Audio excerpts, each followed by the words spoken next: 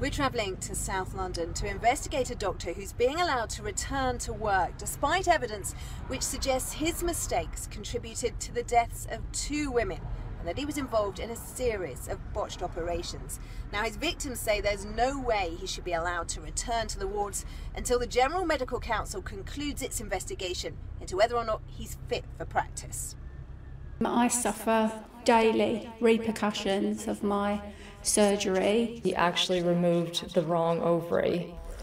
He made me feel like a piece of meat. They are the hidden victims of a surgeon they say was no longer safe and a hospital trust too slow to step in.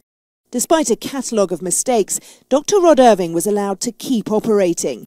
But some of those he treated have agreed to speak out because they simply can't believe he's being allowed back on the wards. Shocked, angry, frustrated, desperate. This man cannot be allowed to practice again. Audrey Chapman was booked in for routine surgery on her ovaries, but Dr. Irvine perforated her bowel. It nearly killed the 68-year-old, who spent a year in hospital. She's now been left wheelchair bound, doubly incontinent, and my father has to care for her 24 hours a day. She cannot wash herself, she cannot dry herself. An audit of Irvine's operations between 2010 and 2012 at the South London Healthcare Trust was ordered, covering 3 different hospitals.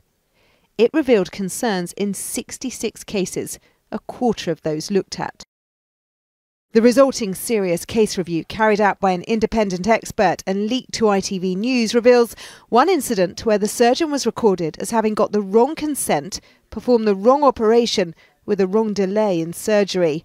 And even more damningly, one case where Irvine's actions are likely to have contributed to premature death, and another where potentially her death could have been avoided.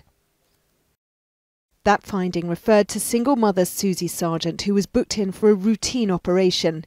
Instead, less than a fortnight later, her son was told she wouldn't make it. The machines were all plugged onto her. She couldn't speak properly. And I did the speaking, I made the promises. My mum couldn't respond. So I never got that "I love you, goodbye" from her, which is the most difficult thing. It took 2 years for the trust to admit there'd been a serious problem. And that's the worst part, is when you know it shouldn't have happened. My mother was 48 years old.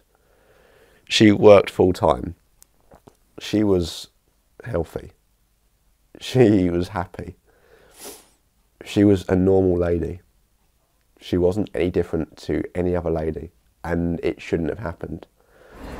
In 2012, the Trust suspended Irvine while a General Medical Council investigation got underway.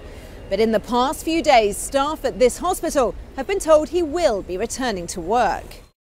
The Trust told ITV News he is returning to a limited area of practice as a consultant colposcopist. He will work under supervision and undergo a period of retraining. As for Dr. Irvine himself, his lawyers said there was a very detailed investigation, at the end of which the decision was that Mr. Irvine should return to work. Mr. Irvine is pleased to be returning, and to be doing so with the support of the Trust. He looks forward to providing good care for patients. But Irvine's victims believe until the regulator responsible for ensuring doctors are safe rules on whether or not to strike him off, he shouldn't be allowed near another patient. Rachel Younger, ITV News, London.